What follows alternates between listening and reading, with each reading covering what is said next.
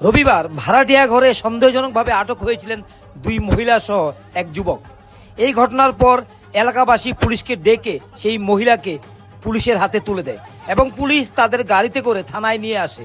তারপর কাকুতি মিনতি করে পুলিশের হাত থেকে ছাড়া পেয়ে বাড়ি ফিরে গিয়ে সামাজিক মাধ্যমে দাবি করছে, পুলিশকে ধন্যবাদ জানাচ্ছে পুলিশের গাড়িতে করে তুলে আনার জন্য এবং লোকজনরা তাকে সামাজিক মাধ্যমে প্রচার করার জন্য। কতটা নির্লজ্জ হতে পারে। বলা হয় নারীদের সম্ভ্রম হচ্ছে তার লজ্জা, কিন্তু একজন মহিলাকে প্রকাশ্যে ধরে পুলিশের গাড়িতে করে থানায় নিয়ে আসা হলো, কিন্তু তিনি লজ্জিত না হয়ে গর্বিত বোধ করছেন, তিনি গর্বিত হচ্ছেন এবং সামাজিক মাধ্যমে এসে কি বলছেন। বন্ধুরা, আমার তো নতুন আইডি করছি, এটা ফলোয়ার্স কম, বুঝছো না? আজকে সোশ্যাল মিডিয়ার যা হয়েছে আমার জনসাধারণের কাছে ধন্যবাদ, থ্যাংক ইউ। যেটা করছি না এটা। তো বন্ধুরা, সবাই ভালো থাকো, গুড নাইট। আমরা ঘরে আছি, আমি খুব খুশি আছি, কিন্তু খুব লাইক কমেন্ট করে আমার বদি কইতাছে, বুঝছো নি?